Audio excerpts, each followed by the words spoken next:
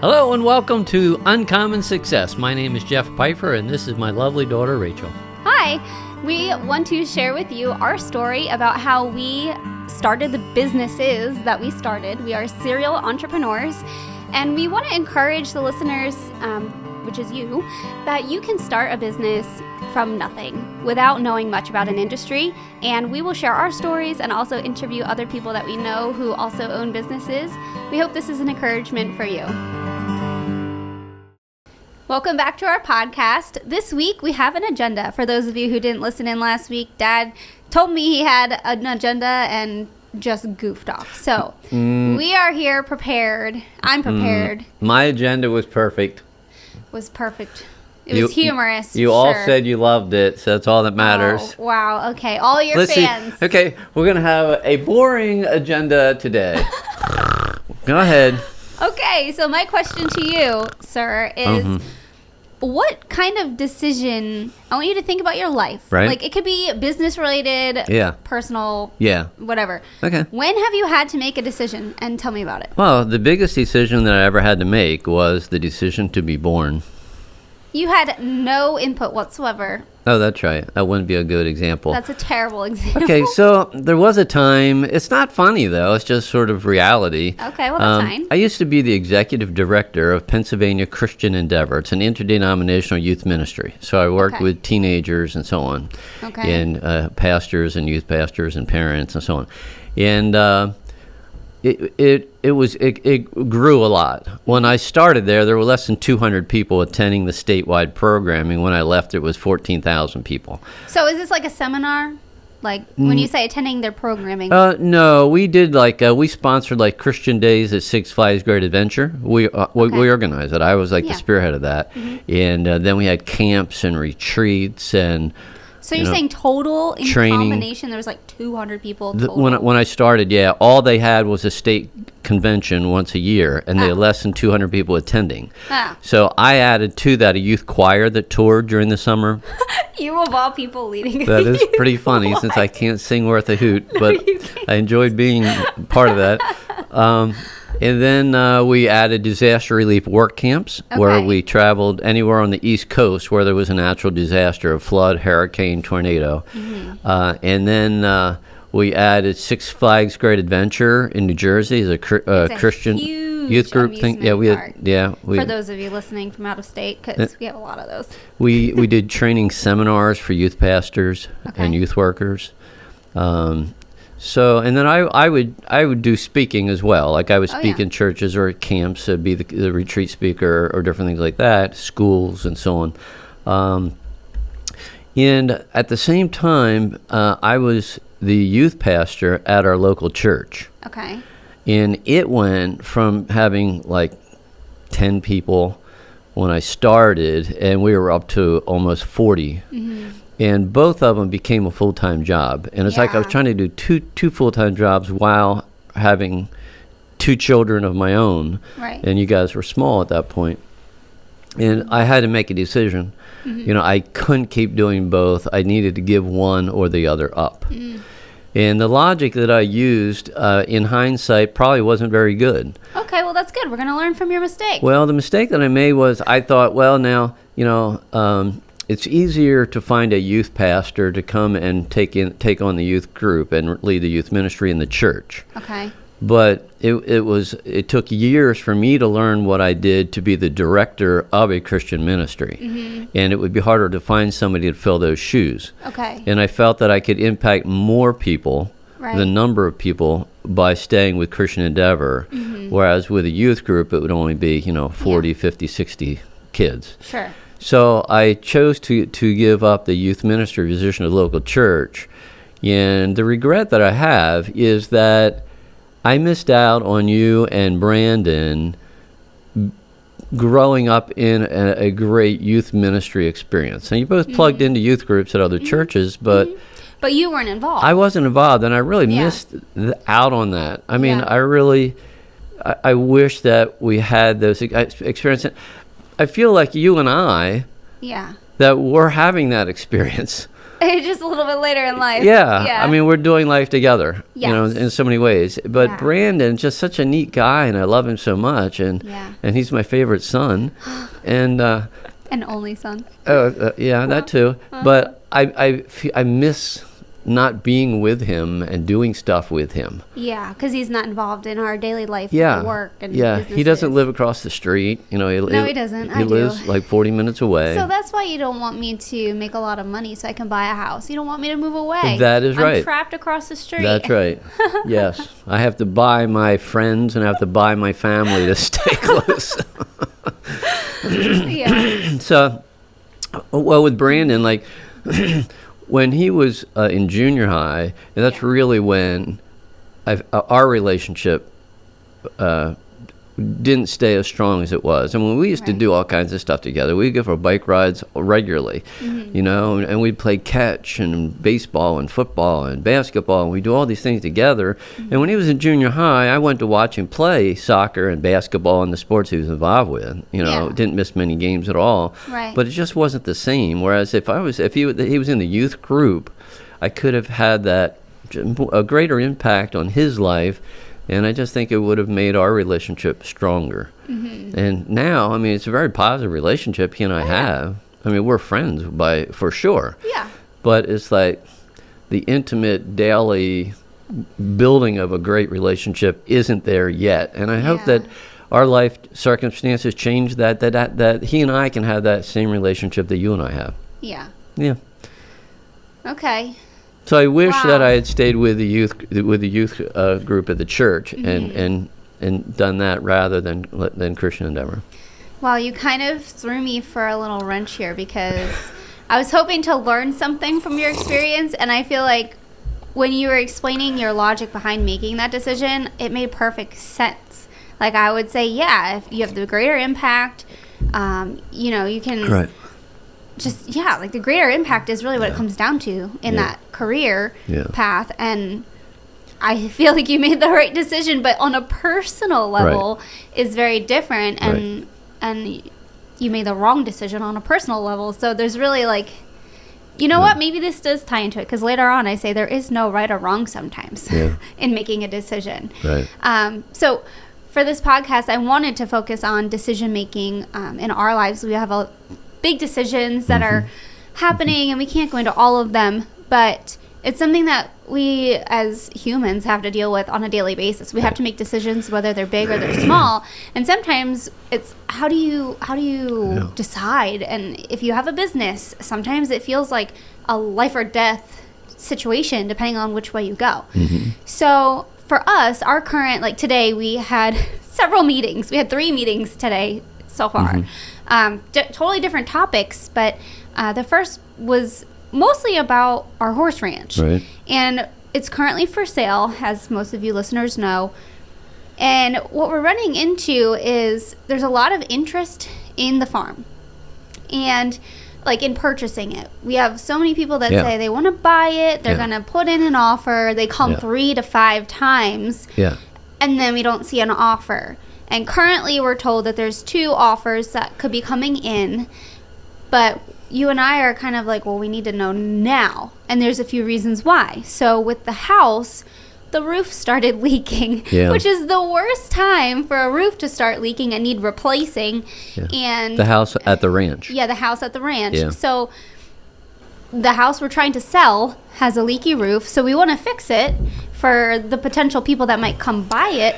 But at the same time, do they want a metal roof or do they want a asphalt shingles. Roof? Or like what kind of roof should we put on? We don't want to put a ton of money into it because we're not going to be keeping the property, but it's kind of like, okay, so there's one decision, and then the other is it's a horse ranch, so we have horses on the property, but we're not actively trying to fill it. And so it's just like the nature of the business. Sometimes people leave, they build a farm at their house, or they have a friend who has a barn who has an opening, so they move. Or they move. Yeah. Or they have to put one down because of old age. Right. So like our numbers are slowly dwindling, very slowly. But it's still like, okay, so we know that another horse is leaving, and then another horse, and we're not getting any in because we don't want to have a full-fledged boarding facility if the person buying it Right. wants to use it for personal use. Right. That's really not the case. Most of the time, everybody wants to keep the business. But so that's been challenging. And when you have a house on the horse farm, that could be providing income. We did an Airbnb, and I had closed it so that it was available for showings, which was convenient. Anyone could come anytime. But we're at the point now where we're like, we need to make money. We can't just not make money each month. So we lost the income from the Airbnb, and we're losing income because horses are leaving for one reason or another. And in a couple of weeks, we'll be down to like 14 horses, which is not many. And we were at close to 30, right? Just a few months ago, right? And a few months ago, we were also running the Airbnb. It was a well-oiled machine, making enough to cover all the expenses plus the mortgage. So now the question is, we're losing money, and how much money each month are we willing to lose? Sure. We need to take money from another business to pay off that, to offset that expense, and we don't want to keep losing money. So what do we do? Do we keep waiting until a buyer comes along and finally makes an offer that we accept, or do we just conclude that this could take a few more months before we close on it, and we should just go ahead and open the Airbnb and start getting more boarders in and increase our revenue now? Yep, and make it more challenging then for the showings, because they're going to have to come whenever we don't have somebody staying there. Yeah. So that's one of our big decisions we're just trying to figure out right now. So when looking at a decision, is there always a right or a wrong decision? Sometimes there's not. Yeah. Obviously, so you can go either way. And the one that my example was, in one sense, it was right, for, like you said, as far as business sense and helping as many people as possible, but then it was wrong for my family. And if I had to do it over again, I would have stayed on as youth pastor at local church. So to experience that with you and Brandon in the youth ministry. But that's neither here nor there. You can't undo what you did. Right. And we don't live in the past. And people who live in the past will never be successful. Right. I mean, we all have made mistakes. We all have regrets. We all had things happen to us that we wish didn't happen to us. But if we keep living in the past, we'll never be successful. Not just even in business. We won't be successful in life. Right. Yeah, even like the good things in the past. As you're saying that, I think of my favorite memories were as a teenager and with my youth group. We would travel the country and go hiking up crazy mountains and whitewater rafting down rapids I would never go down now. And like all these memories. And it's like my life now is so different. I'm a mom with 2 kids, and I'm cleaning up after my kids and taking care of my house and cooking, and we have a very exciting life, and I'm very thankful for that. But I also think back and I'm like, oh, those were the good days, but you can't live in the past because that's right. I mean, you can be thankful for the memories that were good. You can be thankful for the lessons learned if you made a bad decision. But I mean, ultimately, the good and the bad help us make decisions now in the future. And most people think that, like they'll think, well, my past was so bad you just can't relate, you can't understand, and there are people who like go through life who are unhappy and miserable, and they think, well, I deserve to feel like this because you don't know the abuse that I've been through, and you don't understand how my parents talked to me when I was growing up and all.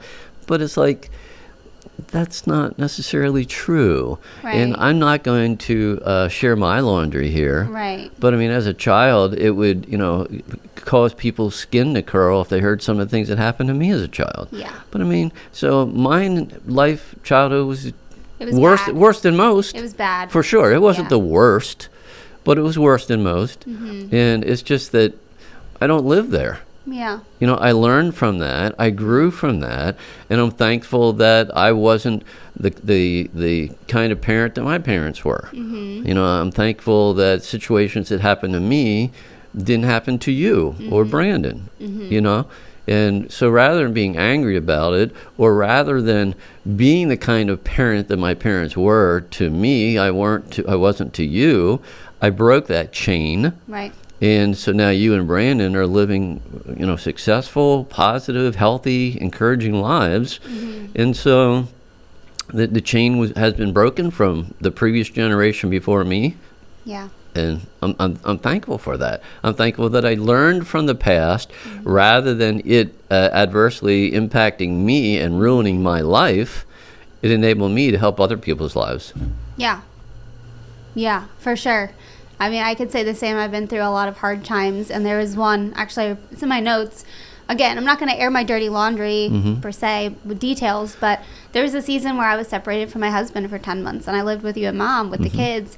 And talking about decisions, the big decision was, do I get back together with my husband? Like I wanted to, I saw change in him, but I didn't know if it was a forever change. Right. And I remember you saying to me, well, maybe you won't really know unless you get back together with him. Like you won't know whether or not it was a real permanent change. So sometimes you just have to try. Like sometimes the answer to a decision is, well, just try it and then you'll know which way. So, I mean, that was definitely something that stuck with me. You know, sometimes there's not a right or wrong answer, and sometimes you can't know. You just have to take an action and then see. There's a seminar that I used to give, and it was about church growth, but it has to do with life as well. And that is that if a church continues to do what they've always been doing, they're going to get the same results that they've always been getting. Yes. So the churches that want me to come and consult with them are churches that are failing. Yeah. You know, if they're doing well, they typically don't call me. Right. So I've been in situations where I'd be consulting with pastor or a church staff or whatever, and I say, look, I would go to the church, experience their worship experience on Sunday morning, and then evaluate it and share some things. And it's like, as I'm sharing things, like, oh, but we like that. We don't want to change that. No, we like that. We don't want to change that either. Then I have to say, if you keep doing things the way you're doing, you're going to get the same results that you're getting. Nothing's going to change. You have to change it. And then I talked about different types of change. Yeah. So you can make a bad change and make things worse. Sure. You can make a good change and make things better. But then we seem to get caught up in at least church with what I call insignificant changes or offsetting changes. Neither of them matter, but we put so much time and effort into it. You mean like the color of the carpeting in the church? Exactly. The wall exactly. If we don't make any changes in our life, we'll keep living the life that we're living. Yep. And if we don't like the life we're living, it's not going to change unless we make major changes. Yeah. Okay? But sometimes we spend so much time thinking about and worrying about making changes that are insignificant or offsetting, and they don't even matter. Yeah. You know, let's major rather that we major in the minors, right? Rather than majoring in the majors. Exactly. Yeah, I listen to a lot of podcasts that are self-development podcasts, and like the one phrase that is and it's not even overquoted because it's a very good quote, is insanity is doing the same thing over and over again, expecting a different result. Right. And like you're saying, if you're in a certain situation, it's never going to change unless you make a change. Right. And there's a book that comes to mind. It's called Good Boundaries and Goodbyes. And it's not just about like, I don't know, like a relational boundary, like with a spouse or something. It could be work related. Like if you're struggling at your job and you're like, oh my goodness, I can't take this day, another day, like I can't come to work, like, or you have so much stress and anxiety. I was just talking to a really good friend this past week, and she said one of her coworkers literally is physically sick every morning before he goes to work because he's so stressed. Yeah. Well, that's never going to change for that person until they make a change, and they might need to set a boundary with their other coworkers or even their boss. And the book is super helpful with setting boundaries and you know, making a change. Change is sometimes hard, sometimes scary, but it's necessary if you want something to change in your life. You know, there have been times in my life when I put off a change where that's where I really hurt myself so many times. So I had an apparel company where we printed apparel, shirts and sweatshirts, T-shirts, hats and stuff, and we were in Sam's Clubs. Yep. And so we were selling, lots. We weren't in all of them. We were in the northeastern part of the country. And one day they called me and said, we're going to discontinue your product line. And I said, well, why? I'll make whatever changes you want. And they said, no, it's too late. You need to get all your product out of the store. Yeah. So I went around and collected the product that was in the various stores. And then I ended up renting a small storefront, and was selling it, the product, and we were losing money month after month after month after month. Yeah. Because we were paying rent and we're selling hardly any product at all. Right. And it's like I just couldn't give it up. It was a sense that I'm going to be a failure. this is going to fail if I do this. I couldn't admit the fact that I was failing at that business, but yet I was unwilling to make the change. And once I finally reached a point where, we lost probably $30,000 from that. And it's like, finally, I just need to cut my losses. So I did. Yeah.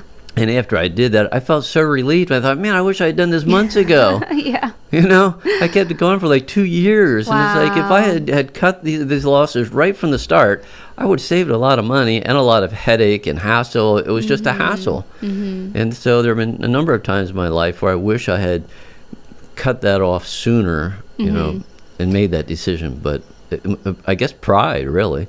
Yeah. Pride. I didn't want to look like a failure. Sure. We all struggle with that to some capacity, for sure. One decision I think that our listeners might be thinking about, like myself, is now a time to buy a house or not buy a house, like with the market. And I listen to Dave Ramsey. If you're into financial stuff, he's a great guy to listen to. And he says, well, if it's your forever house, there's never a wrong time to buy a house.